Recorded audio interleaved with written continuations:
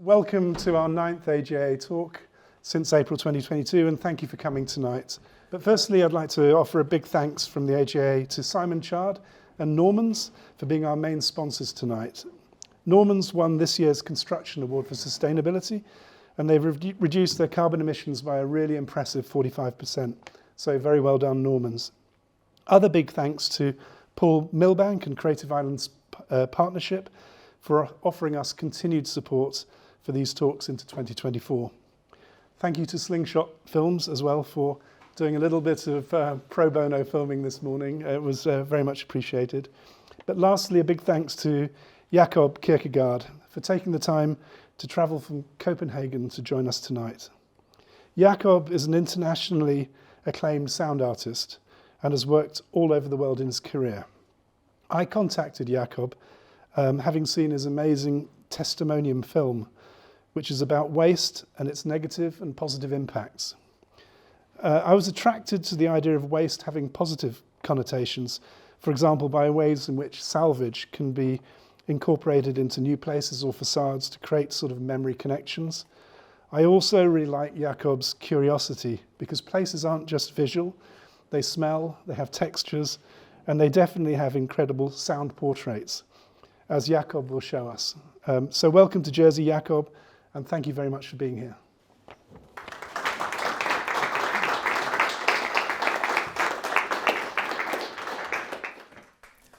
Thank you very much for your wonderful, warming welcome, and for the sponsors, and for you for coming tonight. So I'll be speaking for an hour, more or less, and showing some works of mine, as Mike asked me to put an emphasis on my works on waste. So several of my works, I will sort of go through them quite quickly, just for you to give you an idea of how I work, and because if I was going to go through them all, it would take a longer time. And then after an hour, we will have more or less a half an hour to talk, Q&A. So yeah, I come from Denmark, and I'm born in 1975. And when I was 6 years old, I got a reel-to-reel tape recorder from my dad, this is the tape, the first sort of tape that was on the tape recorder. And he, I think I must have, gotten other things as well throughout my childhood, but this thing really caught my attention. And some years back, I digitized the tape, and this is actually the recording of the first time when I was introduced to the tape recorder. And he says, there was a microphone as well. He says, just, when you see this running, you can start it like this. You just speak in the microphone, and I ask, what am I supposed to say? Well, just do what you like, and tell about your friends or whatever. And he left, and you can hear him leaving the room. And I'm like, what should I say? I start to talk and so on. And then at one point, I start to describe my room to myself as a grown-up. So I speak to myself and say, Jakob, do you remember how your room looked like at this time when I'm speaking now? And there was, I speak in the past, this, there, and so on.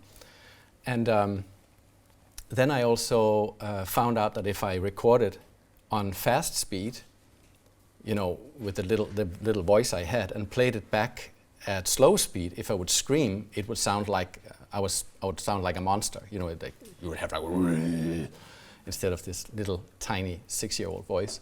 So I had a lot of fun with it, I think. Then later I got a Walkman which could record, and I could bring it to school and record my friends. And I really loved recording them when they didn't know that I was recording. You could just put it somewhere and just see what happened. And sometimes I had friends over and I just made it record, and then I left because I wanted to hear what they had been talking about when I came back. And when I became a teenager, there was even a friend of mine who took 2 kroner from me, which is no money, but he was like, yeah, we take this money, and then we like, so it was kind of a good tool to record. But later, now of course I found out that it's not really legal to record. But anyway, so it's legal to record whatever you want as long as you're there. So I had a lot of fun recording. And then I started playing music at 12, and it quickly became metal and punk. And I think the reason why I was interested in this was some of it was really the energy, but also the sound was different from what I heard my sort of classmates, that music they heard. I was interested in the noise. I thought there was an access into something. And my dad I also credit him for giving me a shortwave radio, which was, where you can hear like really at night programs or like stations from far away, and also a lot of noise and Morse signals. And it really sort of opened up a world for me to enter that world, to sit and scroll and listen to these faraway stations. It really took me somewhere out of where I was. So it was like a space for me, sound. All this is reflections that I've done later in my life, of course, but I can see that there is a thread somehow. Because I think to reflect a little bit about the works I do that I will present for you now, is that what I think I try to do is for me, sound and recording sound is a way for me to be in the world and to find a way to deal with things that I find difficult. And it can be different things going on in the world that I'm afraid of or feel alienated towards, or that I just don't feel I understand. Then I think I can go and record these things and sort of see what it has to say. And I know that the things I record don't speak English. It doesn't speak Danish either. It's as maybe a sound of what I will play for you now soon or introduce you to, like waste, which sound of plastic, sound of metal, sound of wastewater. And I do believe that it can channel something to these listening spaces for these things that can give you an opportunity, or at least me, to be free from being bombarded with information about what is right and what's wrong. What I mean by that is there are so many things going on in this world that we increasingly really have to take a stand, right? And I think a lot of people are confused, and I don't know, I think this sounds maybe a little bit more like so existential, but I think that's for me, what it is for me actually, it is to try to navigate and to try to create a place for sensing some things, because I think it is important to listen to information, facts and so on, but there are also a lot of people who don't believe in what we call facts anymore, so what's going on in the world. So what I want to create is listening spaces for some of the things that can be difficult, where you just can try to sense what these things have to say. And maybe that sounds weird, but I'll move into it. So just showing you some floppy disks, which we have all luckily forgotten. This was in the 90s when I started recording, mid-90s, when I started recording sound. So I figured out that if I was supposed to put all my sounds today on floppy disks, I would need 1.5 million floppy disks. But anyway, so this was just like moving from this to this to this, right? So one of my first recordings where I discovered something more like, in the 90s I recorded sounds from my environment, like sounds that I could hear, which basically is you take a microphone and you record what you hear. You go to the city, or you hear like a car passing or water drops. But I studied in Cologne at the Academy of Media Arts from 2001 to late 2005. And at this academy, they had a sensor, vibration sensor. It's called accelerometer. And with that tool, I was able to put it on surfaces of things and listen within structures and things. And what I'm doing here, this is in Iceland. And of course I went to the geyser areas.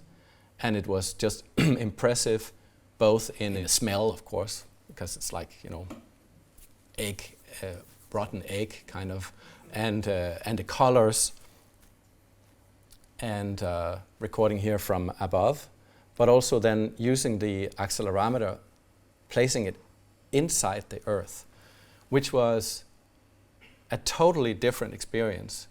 It was a dense space. It was, but it was still the same thing happening. If I could hear the bubble coming up, like bubble, bubble, bubble, it would be an airy sound from above, but underneath it would be like. So that really opened up something in me, and thinking, okay, the world is not necessarily what it seems. There is something behind the surface of as well, and there is also a world that I cannot necessarily hear unless I go into things. And I think that opened up that sort of how I work today. And this is also the geyser area. I usually play sound and talk more about it, so bear with me, and you can see more on my website of these things, and also we can talk about it afterwards. But it was really like music, I felt. Like there was so much pulse, and no matter where I put the accelerometer into the earth, I would hear different patterns and different energy. And it was also like I started thinking about the energy of the world and the planet and Mother Earth or whatever ideas. So it really opened up something. Then in 2004, I was doing my first workshop at the Academy of Architecture in Copenhagen. And they asked me to do a workshop and lectures about sound and space.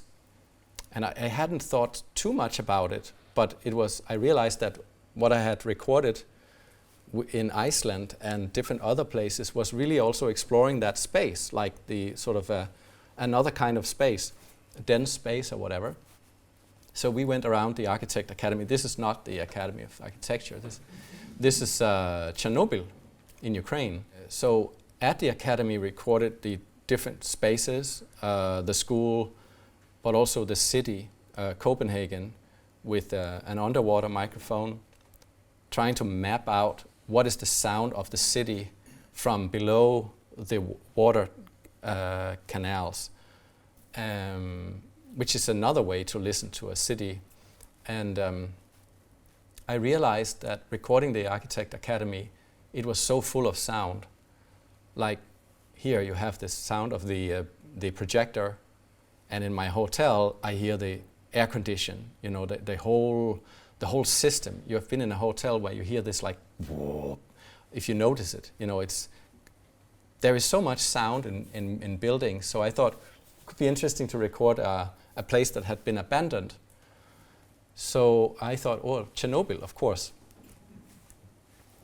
But I hadn't thought about it. When I thought, okay, I'm going to go to Chernobyl, I hadn't thought about it being radioactive, like for the first 5 minutes, of course. And then later I was like, okay, there is a reason why they left. And that, of course, also became a big impact on their work, which is like sort of this absence of something, human beings, which is interesting in itself, like what remains. And, I guess, I don't know about you, but I have, you go into you're in an old apartment or something, you maybe get that apartment, you move in, and you want to scrape the wallpaper off, and you find this old wallpaper behind, and you think about who lived here before and all this. So it was an interesting discovery for myself, at least, to try to go to places where people had been but left. But not only that, it was also about sort of an exploration into listening to these spaces as a means to, they are radioactive. I mean, the whole area is radioactive, but you have these walls that are sort of frames for something. I like to understand these rooms as sort of a frame for that radioactive energy that I really don't understand. I really don't understand radioactive time. You know, that are we talking about 100,000 years that this place is not uninhabitable?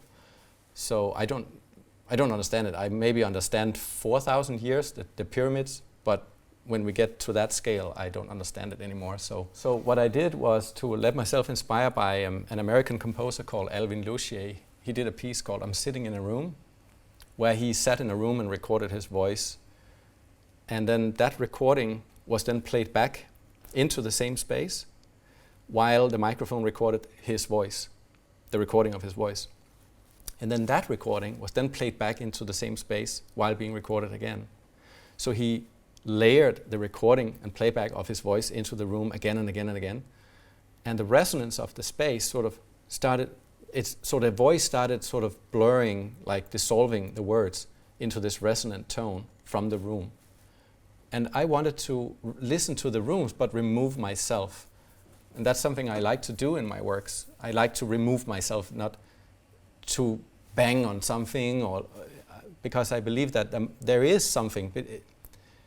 If you have a sensor, or if you really listen, there is always something, right? So I placed a microphone and pressed record and left the building.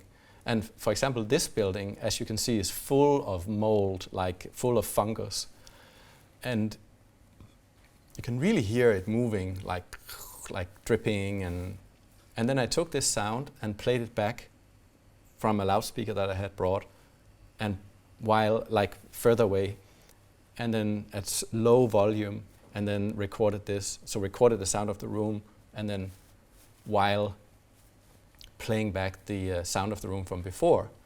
So, and I did that again and again. So what I got was these resonant tones of the room that started sort of to grow out of this process. This is a swimming pool. It was actually raining or like dripping from the ceiling into the pool. So very Tarkovskian moment.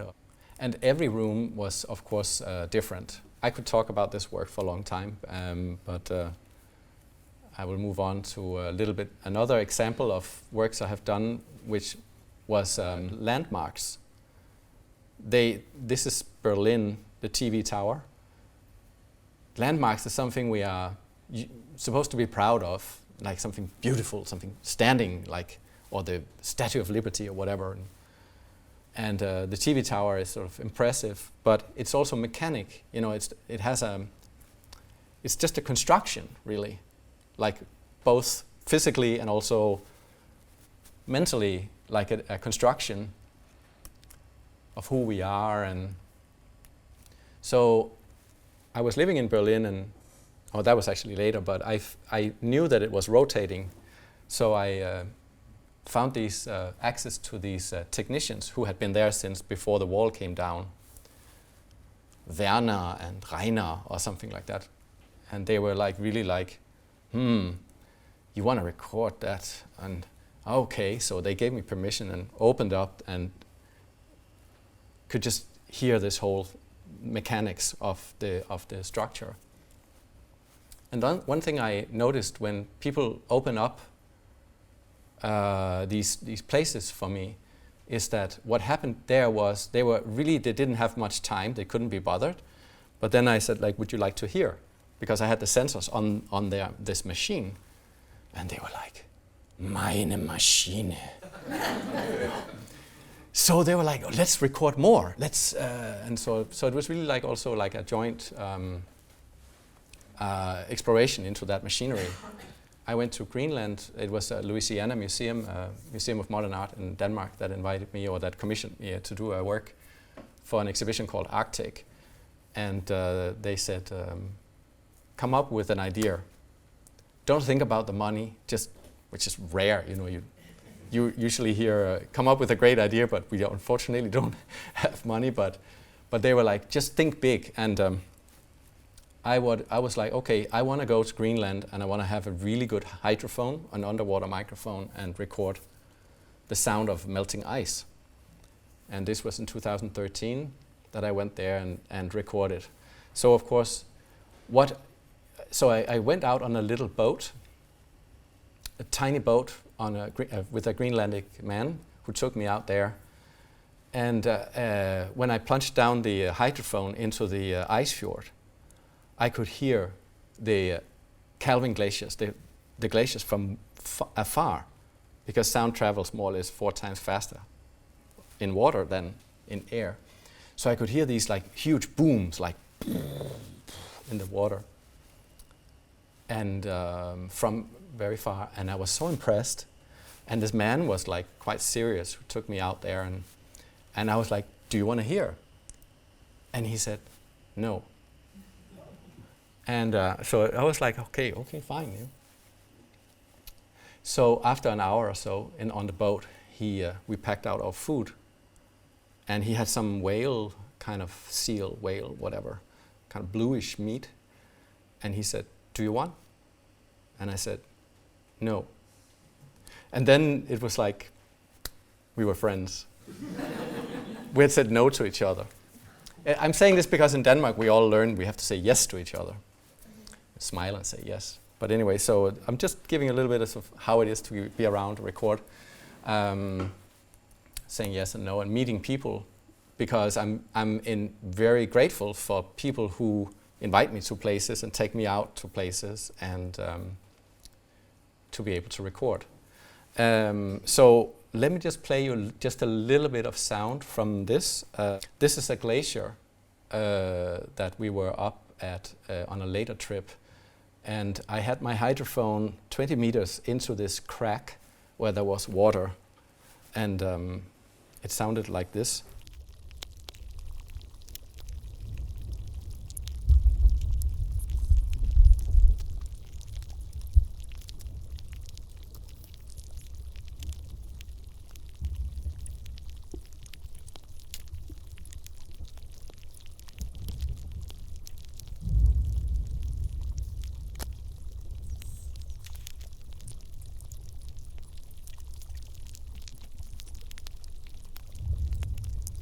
So these speakers here unfortunately don't have there's no subwoofer, so you can't hear the bass here.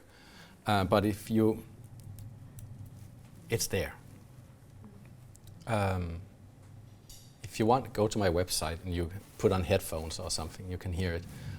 But this here is the sound from the installation that I did for Louisiana, which was basically 2 sounds.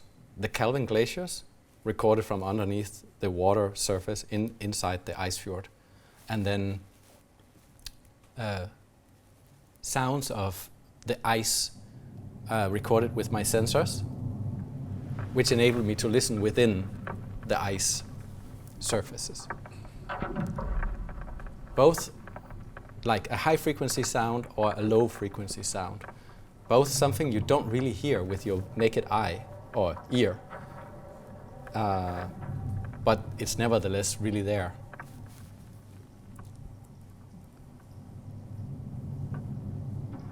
So this became a sound installation the size of this room, more or less, with a elevated floor with 12 speakers, 12 different channels with this creaking sound surface, ice surface creaking. You would walk on this and then have the booming sound from each corner. You wouldn't see any speakers, but you would just be in this sort of space.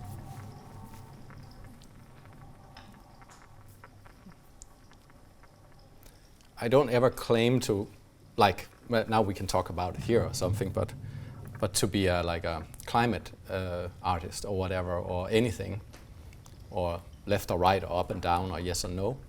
But there was somebody coming out of that exhibition saying, "This is the sound of global warming. Now I feel it." So I was pleased, because if that channels something, because I don't understand when people say in these and those years the water will rise 7 meters.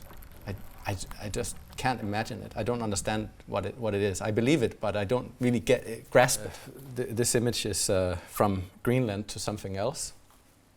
Border walls. I've recorded border walls. This is in Palestine, and I've also recorded the US-Mexican border wall. So I went to Palestine about 10 years ago. I wanted to record both sides of the wall, and it was a very confusing experience in many ways because of all the different.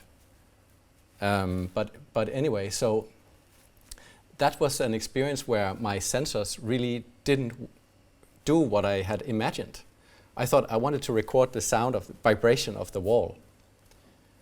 But then I got there, and first I was really scared to be shot, because you don't know if somebody's sitting up there, and all this paranoia and I remember finding myself in front of such a wall with my equipment, with my cables. You stand there with cables and something, you want to put something on that wall. But I did find some other places where I could put the sensors on it, and there was just no sound. And then I was like, oh, I'm so stupid. Because of course, a border wall is not supposed to resonate with its surroundings. Because basically when you have a sound, it's because you have it's something moving. It's flexible. It moves with things. And it speaks. This didn't move. It's not supposed to move. It's supposed to be stubborn and just hostile or whatever. So then I instead recorded with my acoustic microphones along the wall and picked up the lower vibrations of the space. One thing I noticed when I just collected these pictures for this talk was, which is similar to the US-Mexican border, is one side of the wall is full of, as you see, drawings and paintings, and the other one is just not. And which side is which? Sorry. Yes, there's the side. I can answer in this way. Say, the side where there wasn't any paintings or anything is from the ones who built the wall. Yeah. Because to talk about what side is what, I would need to go into acknowledging it. Which I don't. But it was kind of interesting because it was obviously the United States building the US-Mexican wall. But what you see is in the United States, it's just like you cannot even get near. Every time I got near, these border patrols came like, "What are you doing?" And I was just like, "I'm just this Danish, sound artist." "What's that?" So I could just start talking about it's resonating, and they got sort of kind of distant in their eyes. Like, yeah, okay. So this was an installation I did from recordings of the wall in Palestine, which was at the Sydney Biennale, which was just a piece of wall that looked like a wall, but where I placed the sounds that I recorded inside of this structure. So people would walk around it and eventually start to listen. And I thought it was quite beautiful metaphor. You want to listen to what's going on the other side. This was the trip from El Paso out to the Pacific, where they were also constructing it. I can play a little bit of sounds because that one was really amazing to record, because from all the way out there, the structure was so different and it sounded so differently. And again, the sounds are only made from within the structure. So for example, this one.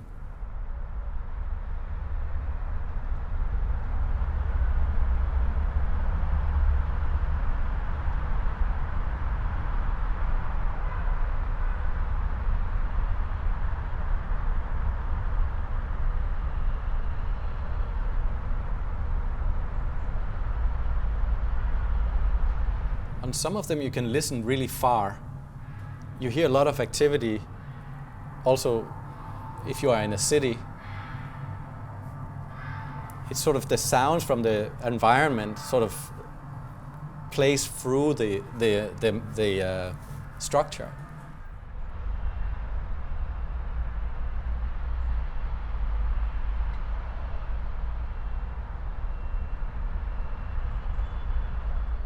I think it has its own voice, you know.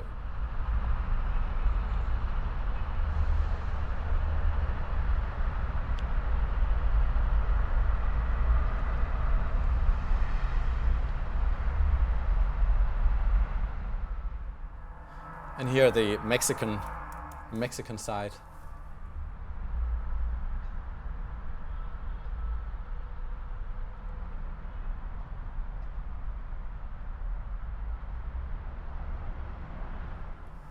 Yes.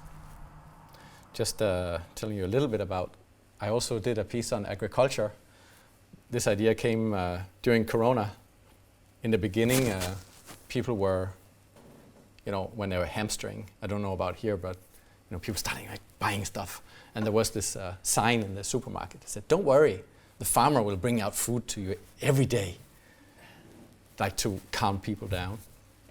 And I thought, that's cool. Who's that farmer? What are they doing out there? You know, when I travel across the country in a train or so, you look out there. I don't know if I just, you know, you see like these fields empty, and then a little yard, like some kind of out there. Don't see any people.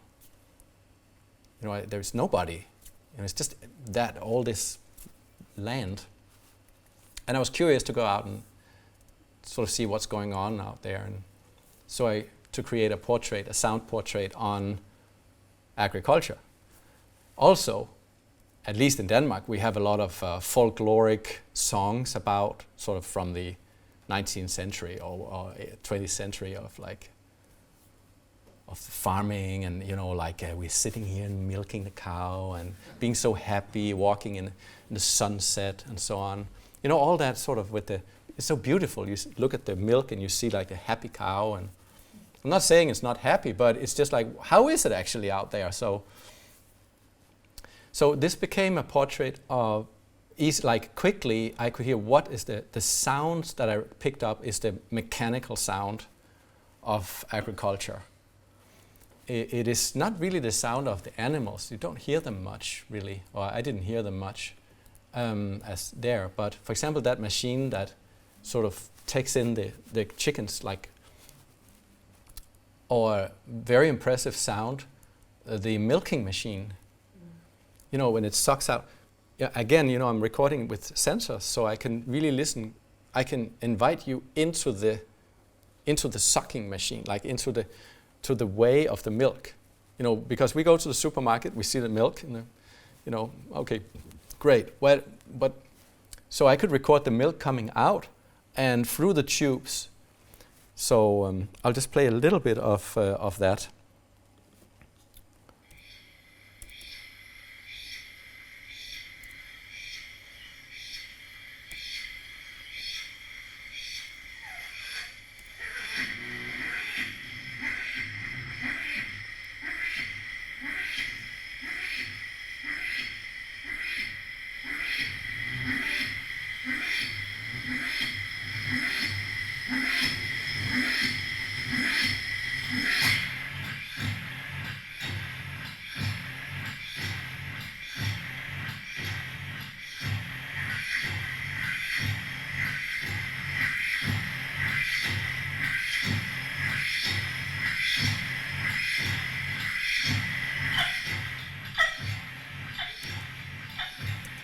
So it goes on.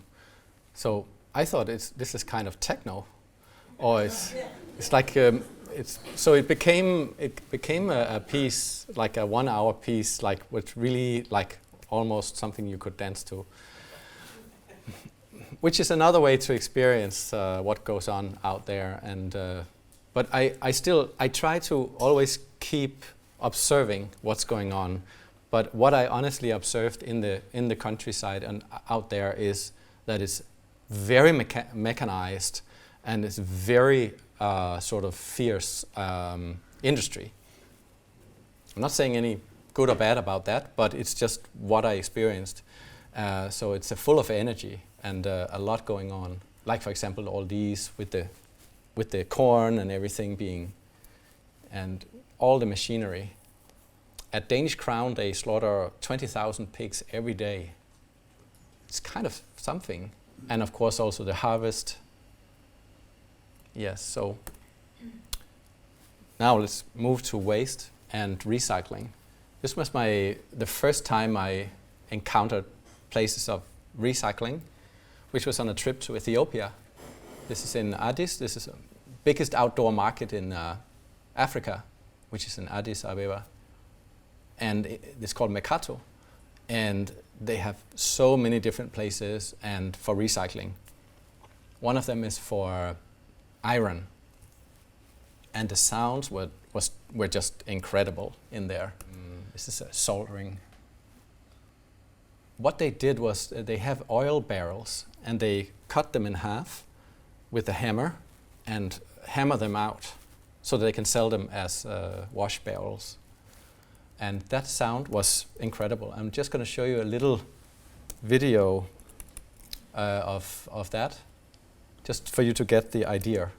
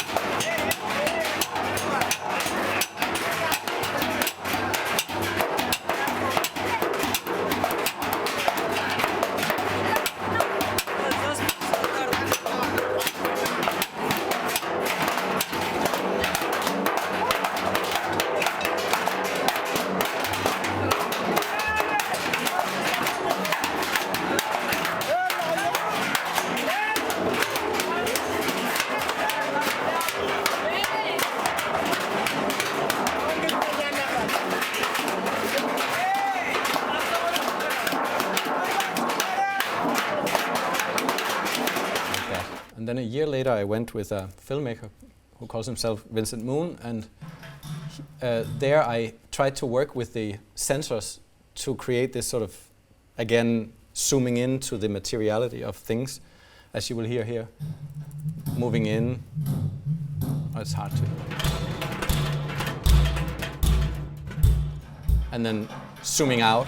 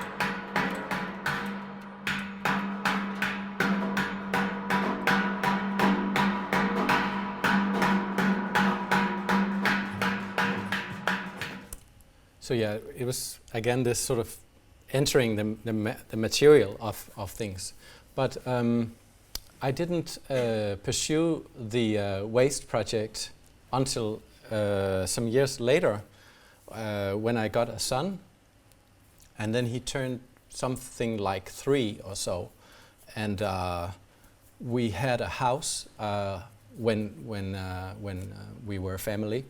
And I went with the garbage out to this, you know, when you have a house, you have like garbage system outside. And I took him out there with the garbage, and I told him, like, you know, we're throwing this out, but it's not going away. Also, when we flush the toilet, and it's like it's you know, it's going somewhere else. You know, it doesn't disappear just because. And he obviously was like, where to? And so that was really the beginning for me to start okay, thinking, okay, I'm gonna find out and gonna go with my microphones to these places. And I had remembered my trip to Ethiopia, and I thought this is gonna be the time. So I called up the different recycling and waste facilities in Denmark, and told them that I wanted to do a work on waste, the sound of waste, and if I could come. So, and yeah, they were of course very open, and they invited me out. So this is one factory or facility in Denmark called Stena, where they take all the metal. And it was, of course, what the difference was from Ethiopia to there was everything again super mechanical, like not really handheld in any way, but nevertheless, for me, very interesting in sort of in terms of the sound, like hearing the different kinds of timbres of, like from a musical point of view, of plastic versus glass versus metal. I'll just show you a little bit of videos, just to give you an idea. This here is where I place the sensors nearby this thing here.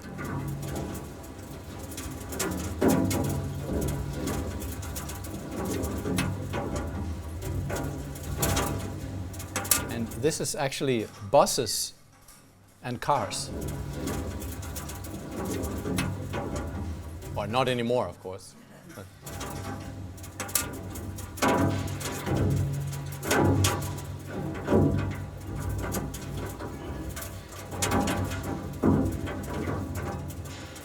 I thought it becomes something else, like a sculpture or something. And here I put the sensors inside of this.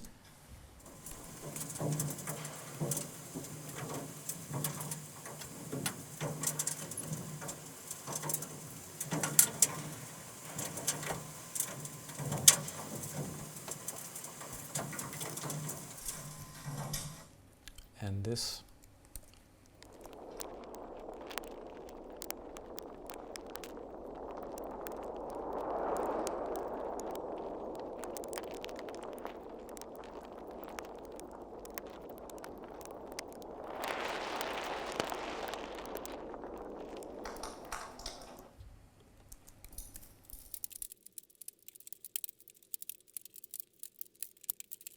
So what I started to discover is it became something else than waste. Became its own thing, something abstract.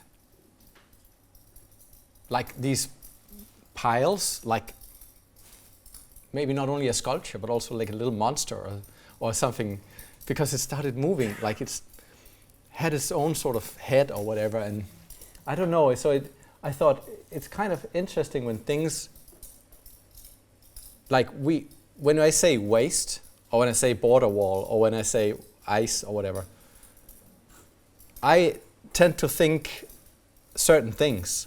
Like with waste, like I looked up the word waste on Wikipedia. It says something like something that is not needed anymore. Something that is just useless. But when I look at it, I see that waste is a resource. And that is something I will talk about later as well with my collaboration with the United Nations UN Habitat. But this was sort of the first discovery of it becoming something else, which then I was so lucky to have a friend called Nao Takauchi, who works at the UN Habitat in Nairobi. And she said, why don't you come to Kenya?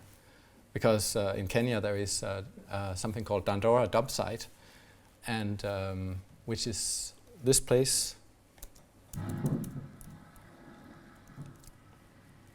And they are working on waste and waste awareness and so on at the UN Habitat, and she wanted to go there as well. So she thought, why don't you come here and we go together? And so I went there and recorded sound as well.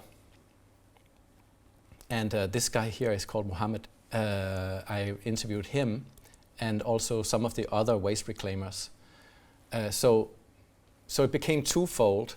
One thing was recording the sound and also video of the waste, but not from a documentary point of view, because I'm not a documentarist, I'm an artist. So I tried to look at it as something else. And it was also important for me not to be like waste and then Africa kind of thing, you know, because waste is everywhere. It flows like around the whole world, and we all have that issue with waste.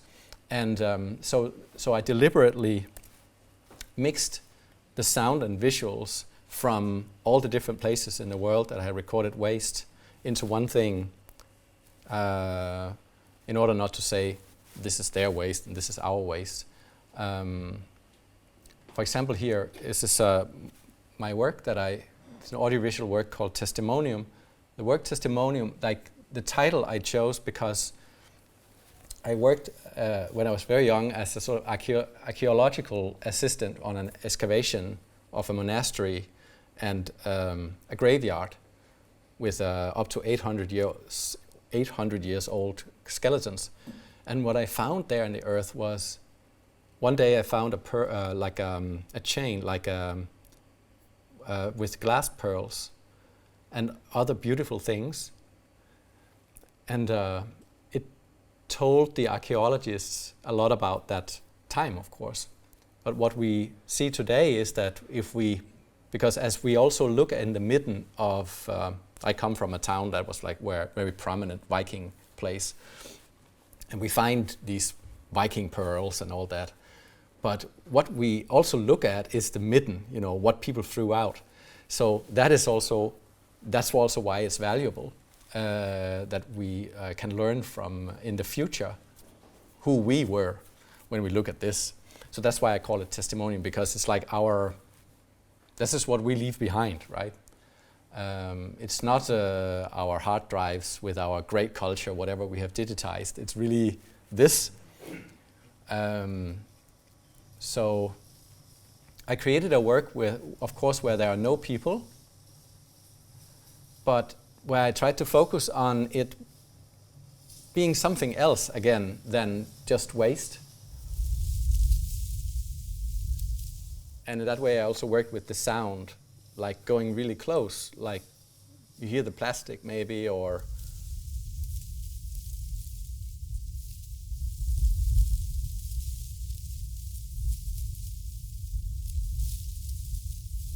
and I'll just play you a little. So this here, for example.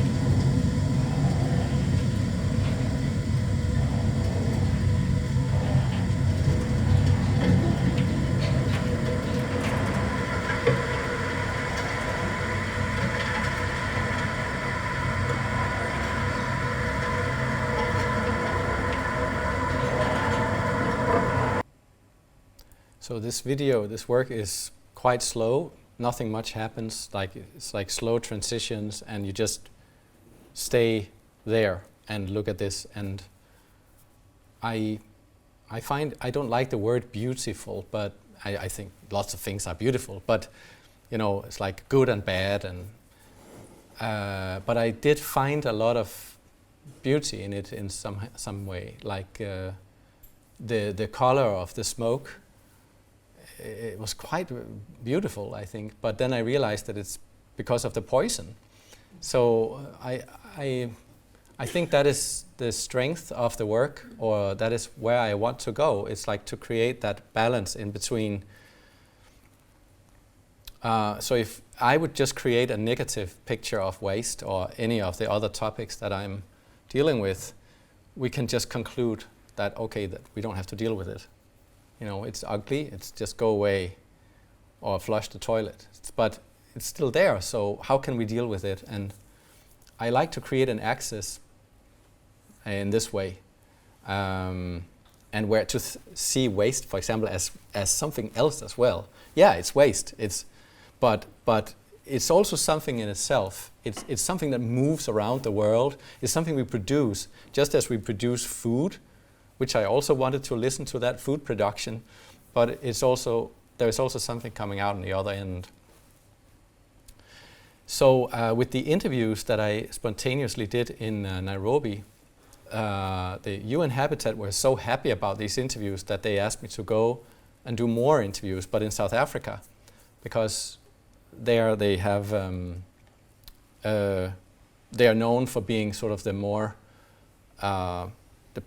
the country in Africa where things are going very well with the waste facilities and everything. So I was sent there to interview them, like waste reclaimers, and which turned out to be 10 videos.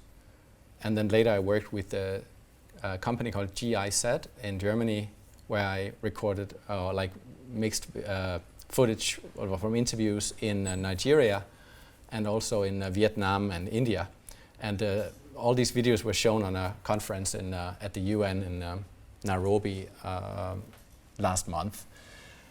But so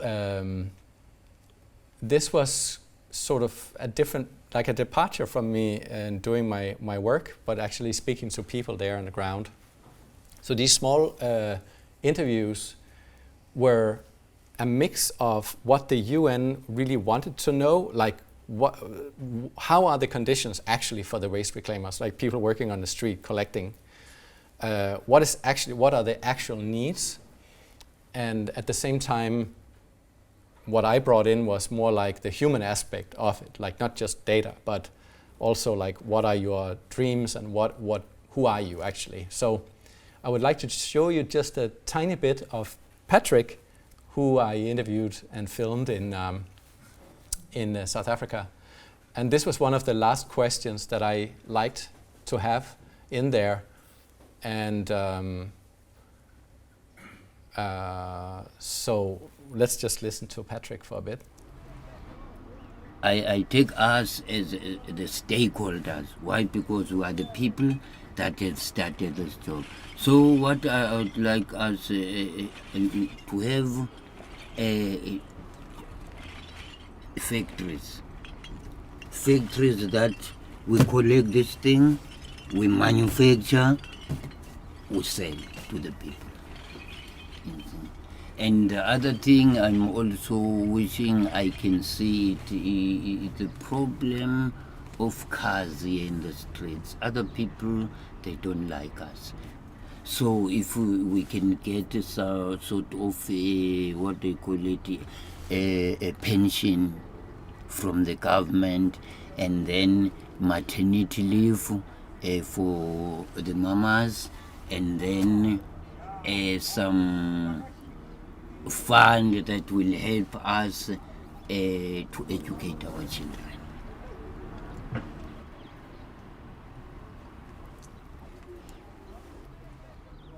This project is called Leaving No One Behind. And so I thought it was pretty amazing to see, like, because no, I'm from Denmark. We have what they said. We need social security. We need to be recognized. We need to have mobile toilets. We need to have a clinic. Everything I take for granted. But so it was just amazing to hear them talking about this.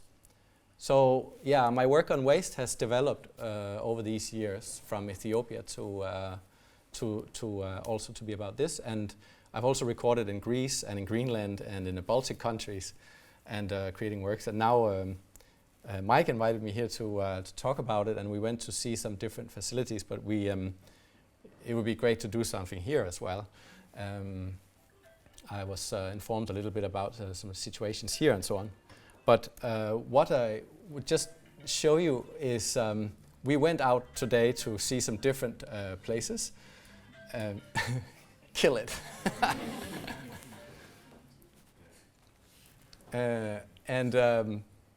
So these are not waste facilities.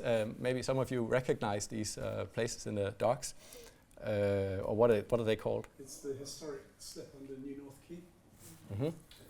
And so it was just doing some recordings, and Mark here, who's with the camera, he brought his camera and filmed a little bit. So I just very quickly put together just 1 minute, 2, and then a 30-second thing, just to give you an idea of just how I record here as well. So I brought the hydrophone and the sensors. What you'll hear in this very quick and rough video is we are there, but then slowly I'll fade in the sounds of the structure, like the metal structure in this place. A lot of it is concrete. It doesn't really resonate, as we know from the wall in Palestine, but a lot of metal structures do. And then I also recorded inside of the harbor, which is very sort of full of engine sounds. Not a very pleasant sound for fish, I guess, but it's not only here, it's all over the world. So.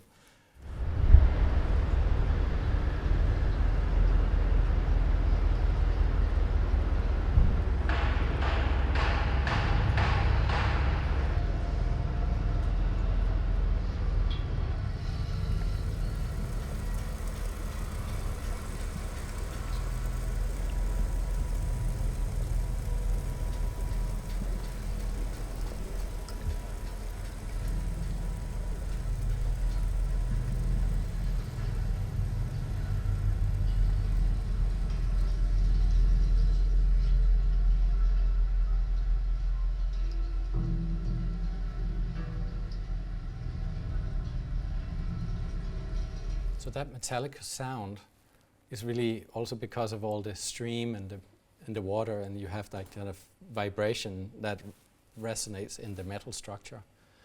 Here, it was just in the end, it was just for fun. We were along a fence, and I put my sensors on it just for you to hear, because it was very windy as well. The video is very roughly cut, but just for you to get the idea.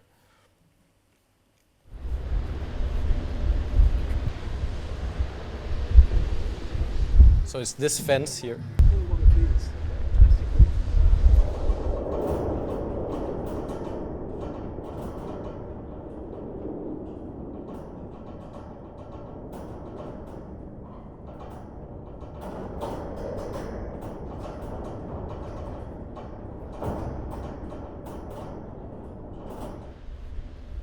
Thank you.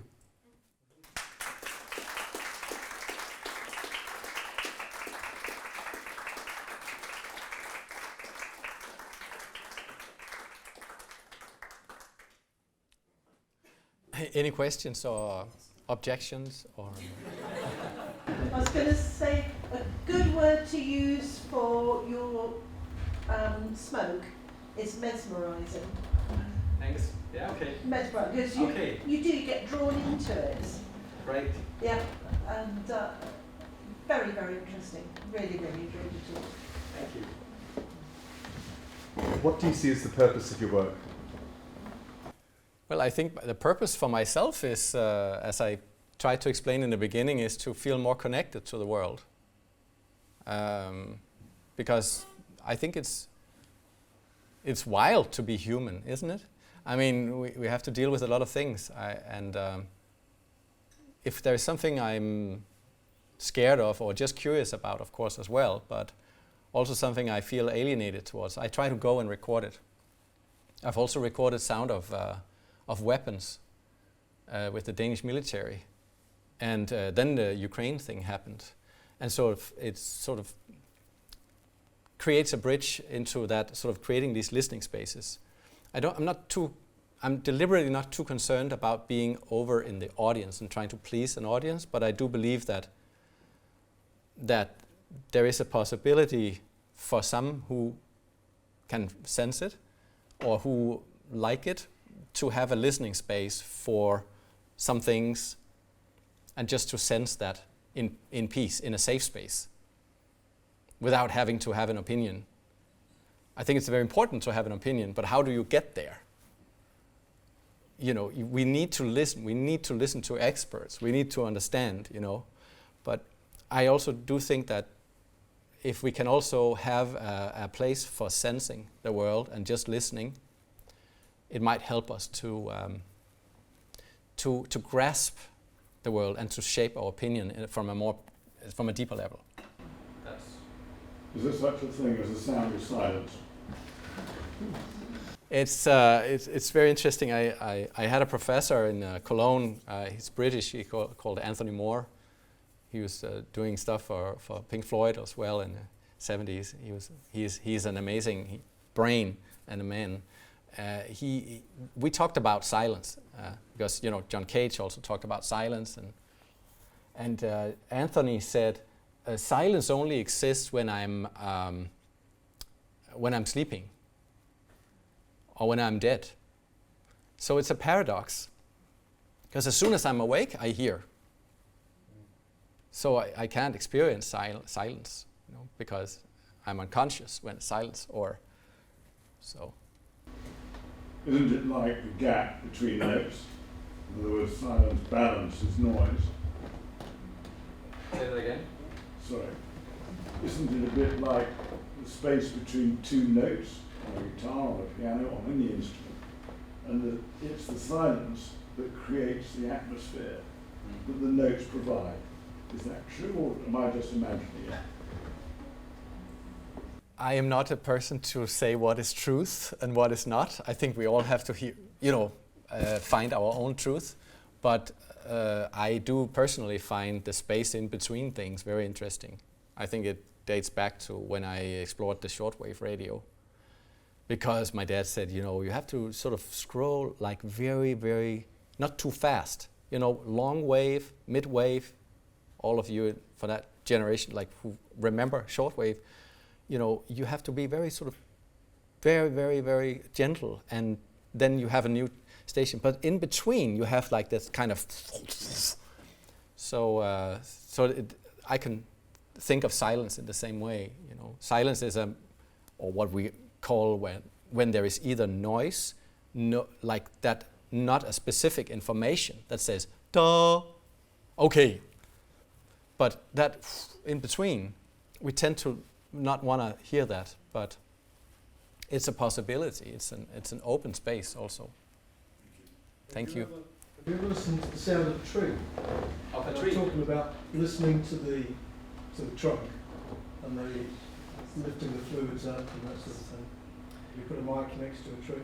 Yes, I have. But I've recorded sound of like put my sensors on the tree when it moves and so on, and listening to it, how it sort of moves sounds from inside during wind, like windy weather.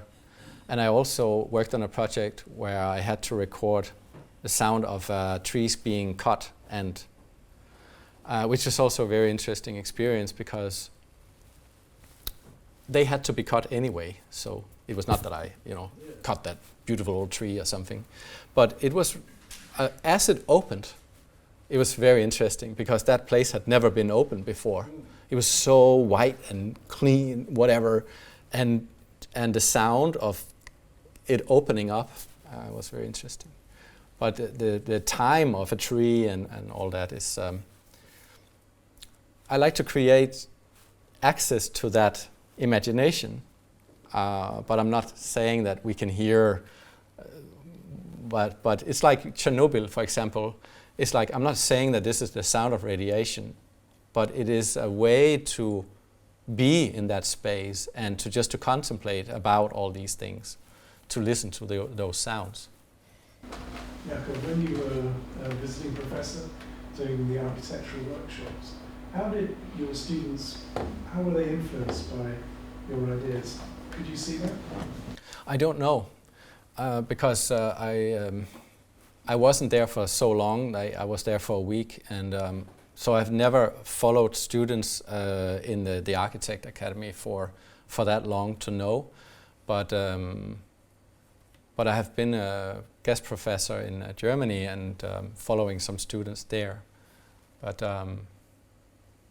it's hard to say what people get out of things. I think many things aren't expressed. You know, some things. Sometimes I meet people who say like, "Hey, I heard you speak many years ago, and it just gave me that and so and so." You know, but it's hard to say really what people get out of things. I wondered about your relationship between visuals and sound.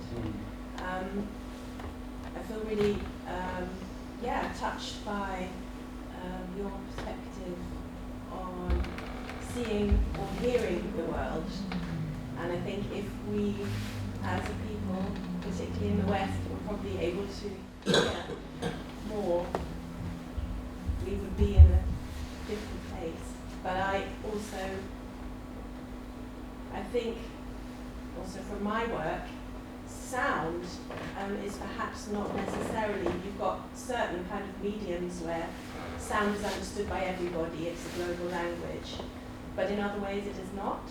And so I wondered also from that perspective, perhaps, if you felt that you needed to use visuals, or if also you've been, and it'd be great to hear about when you didn't use visuals in your work and how that looked. Yeah, thank you for that question. It's interesting because I agree with you about there is a big difference between the visual and the sound, and I know why I love sound so much, because it's lower in hierarchy, like in a sensorial hierarchy. You know, the visual. Our world is so visual. We can bike through the city looking but not listening, but we can't do the opposite. So it's very concrete. The visual, like the picture, everything we see is concrete. When we are in a museum or whatever, when I'm talking to you, I know you are there, and when I see a picture, a painting, I know it's there and I'm here. But sound can come from somewhere, so many places, and it's so time-based as well, and it's abstract in that sense, and it can actually move me, like it touch me, like physically. And then there is also this funny thing about the ear that you cannot close the ears as you can close the eyes. Or I can also look at you and pretend that I'm listening, but I'm actually not. So it's also a secret. There is something very personal about the ear, although it's also not in control. So because we cannot close it, but I can fake. I cannot fake with my eyes, you know, so like as much. So there are so many things that I think that deliberately, for example, speaking about my border piece, that border wall in US, Mexico, is having that sound like, and while a lot of people are arguing, you know, like, oh, when the Trump was there and like a big wall, and the Prime Minister of Mexico was like, no, we're not going to pay for that, and so on. So people are arguing about the world, but then there is the wall itself that is just like, so that is such a, it's so important, that voice. Because when can we just get peace, you know, and just feel? And everybody like, oh, what am I supposed to feel? Oh, he's right. He's an idiot because and we argue, and who hasn't been scared of talking about Israel-Palestine right now?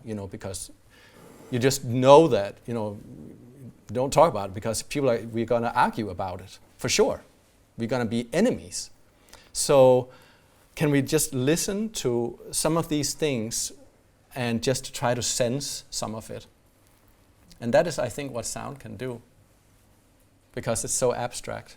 That's what I love about sound. But I didn't answer actually because of the visuals. Sometimes I like to use visuals because sometimes the sounds are so abstract, like sound of a border wall. It's like just that sound. And then if I connect it with that wall and just also rest the eyes on it. Somebody told me when I showed it in a gallery, he said, I've never seen the border wall. I only saw it on a news when somebody like, but you don't like spend time with it. It breathes actually. Maybe it sounds a bit esoteric, but it does actually breathe. It's there, and it was quite amazing to travel along that place because it's like quite, impressive, not positively, but so when I choose not to use images, because if I work with topics that are very visually exploited. I did a work on death spaces. I have recorded a morgue, I've recorded an autopsy, and a cremation, and also decomposition of human bodies. So that was very important for me to not to use the image, because when I think about death, I think about horror movies, or I think about right now what I see on coming out of Palestine or religion.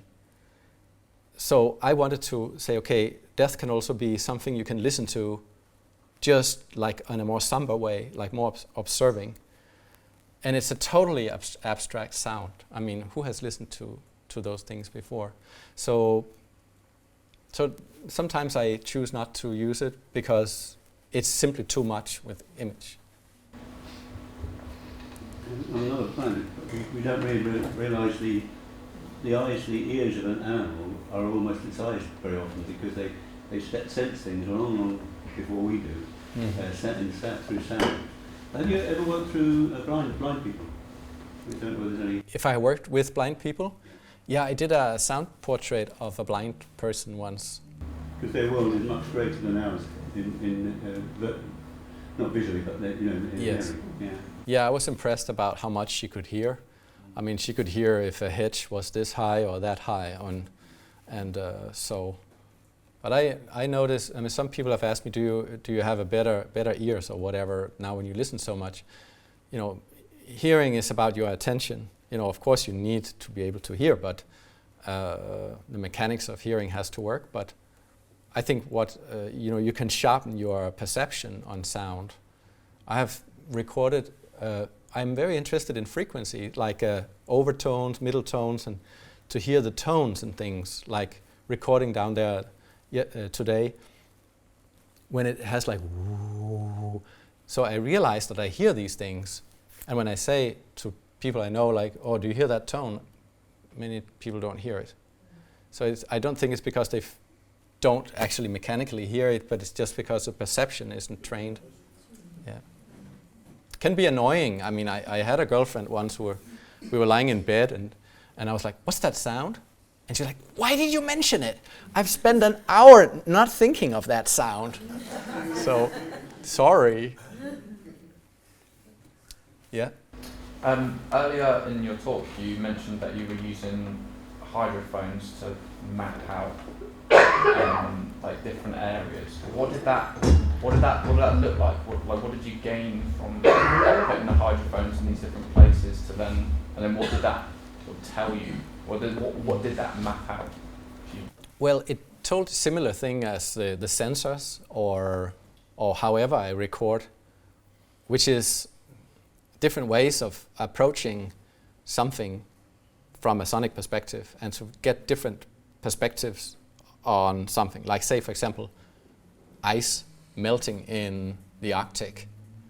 How can I record that? Because if I go there, I might just hear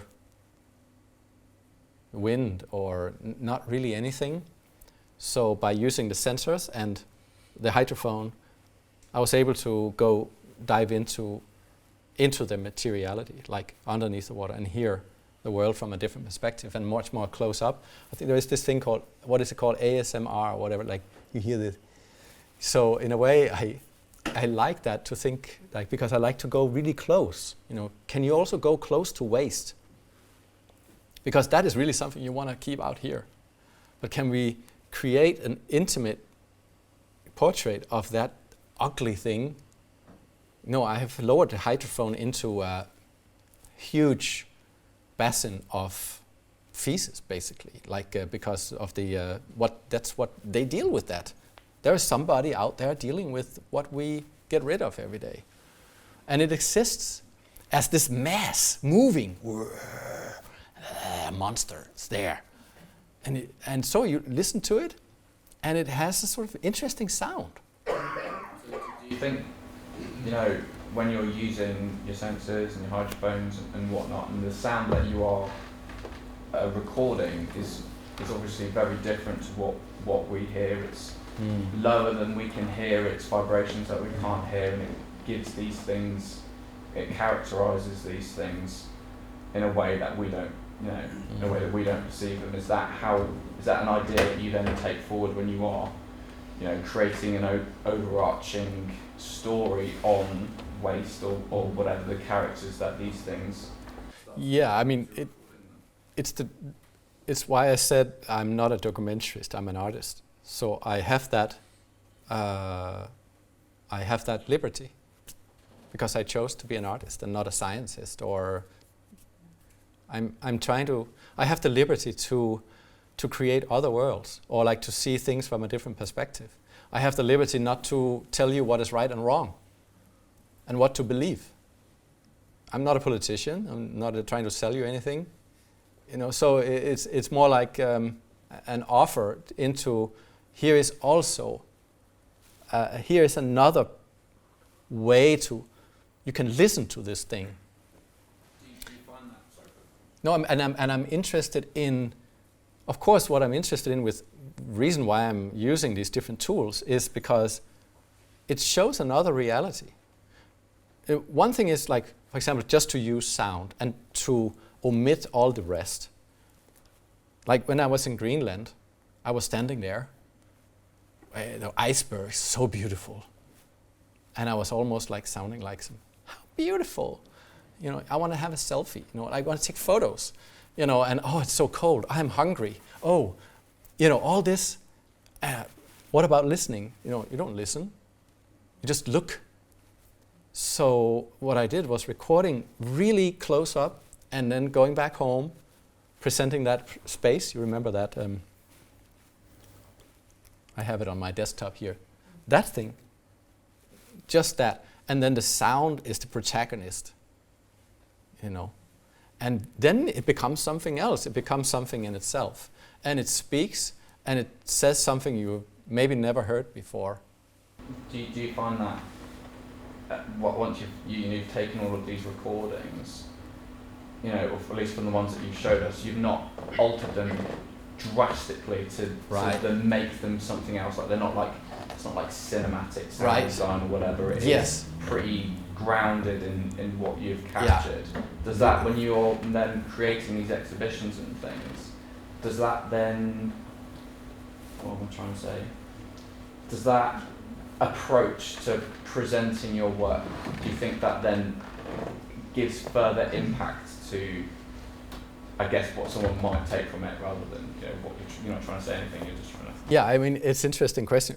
It's always there is always a compromise, right? But even a painter, like what do you call them, naturalist painter,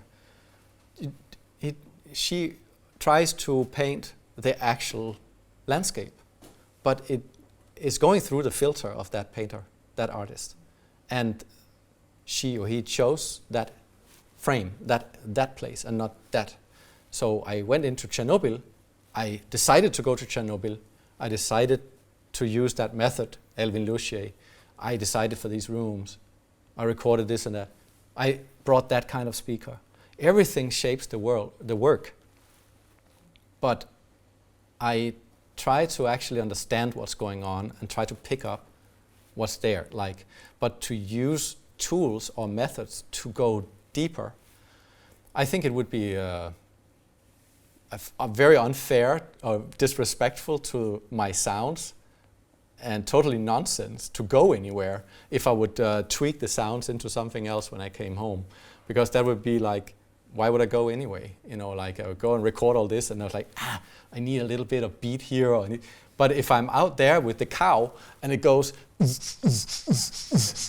I'm like, this is, wow, I'm gonna record more and get the whole thing. So actually when I'm out there, I get inspired. The work creates itself when I'm there, but it takes a while sometimes. It's standing with a cow or being like, and all of a sudden it's like, okay, so I gotta get the milk. Okay, where does the milk farmer guy? Okay, goes over to that. Okay, so can I record that? And I come home, I'm like, okay, I got the milk, I got the cow. But in Greenland, it took me 5 days or something before that landscape started speaking. Of course, it didn't speak to me. It didn't care about me. Another Danish person who wants something from Greenland. Kind of embarrassing. And kind of made me famous with that big, This big museum invited me, please, don't you have some nice sounds for me? It doesn't work like that. And that is what I love. Because if I wanted to be totally in control of everything, I'd just sit at home and with a keyboard or something. So I need to be out there and I need to shut up. But that's just the great thing about sound. You need to be quiet. You need to be quiet and you need to be very quiet. And you find yourself in places like I found myself today. I told you, Mike, like in that down there, I'm like, I would never have gone there, if it wasn't because of this. I've never have been standing on that street corner in 4 a.m. somewhere in Ethiopia. And you just stand there and you listen, You just look and you look at people. And you just. When do you? I have never been a smoker. I never smoked. I like to smoke cigars sometimes, but I always envied people who smoke. They have a reason to go outside. And to stand like this, like, why we don't have that? What if I got out of the bar and I stood like that? People would be like, what's the matter with you? So smokers, they can really do that. And I can do that with my microphones. Because when I stand with my microphones, everybody's going to. Do you get an emotional sense from Yes, sometimes I do. Yeah, it makes me happy.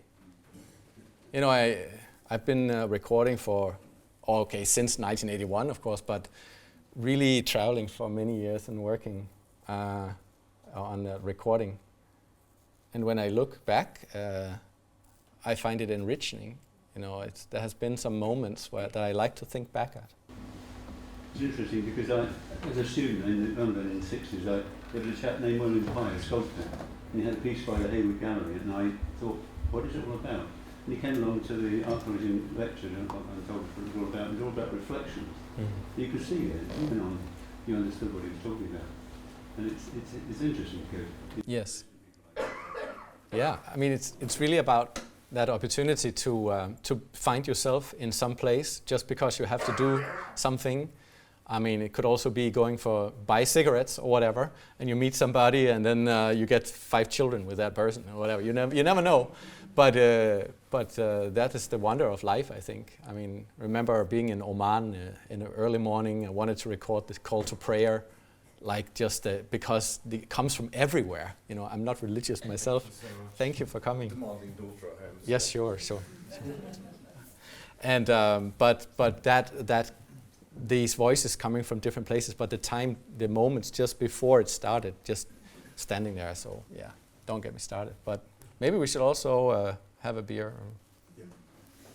Yeah. Last question. Sorry.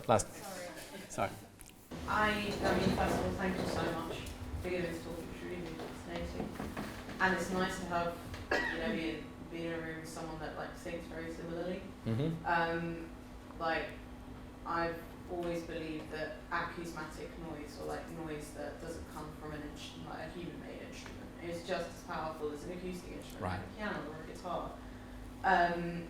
And when you were showing us the recordings of the ice of the glaciers in Greenland, there's a piece by Holly Harding called "Melting Shaking Liquid World," and she went out in Norway into Svalbard and recorded glaciers, but then used bone induction microphones and had acoustic instruments in the space with us. And the question I'd like to ask is, have you ever either written for or considered combining your field recordings and your acousmatic noise with acoustic noise, like an orchestra or things? Yeah, thank you for asking. I've done that several times. Because I come from music, so I got tired of playing instruments because I thought, what am I gonna say? You know, what melody? You know, I don't know. Nah, you know, what am I? Who am I anyway to do like a happy song or a sad song or whatever? So I thought the world was much more interesting because it had its own notes and so on. But then, nevertheless, I was really also interested in seeing if that could be interpreted for instruments. So I've done some choir works and also for one orchestra, actually the Danish military orchestra, like for the Queen's band, where I recorded the sound of these war sounds, and I got that connection to that, that possibility to reach out to them and see, don't you want to play the sound of war? I mean, this is what you're about anyway. I mean, so, and they were up for it. So we got into this. And they actually played the sound of, but yeah, also voice and sort of more like classical instruments. So what I love about this is when I hear what these instruments do. They, you know, because like for example, cello. I've been playing cello as well myself. I think it's such a historically heavy instrument. You know, you see. I say the word cello, I bet that you have that sound of like beautiful, like, you know, all this like, and but so it's like, how can you unlearn? So to try to have the cello play the sound of the resonant sounds of Chernobyl, that's what I did with cello and other instruments. They play the sound of a room, a resonance in a room. That means that sound is not, doesn't have a will, like it doesn't want anything. It doesn't have an intention. Like the human beings, we always have an intention with our things. So it was trying to play that sound, like, so it became a sound of something non-human, but played by humans. That balance I'm very interested in. Thank you. Just very quickly, you could try and teach expressive art through music, which is quite amazing. Yes, there is music in it. Well, thank you so much. Thank you.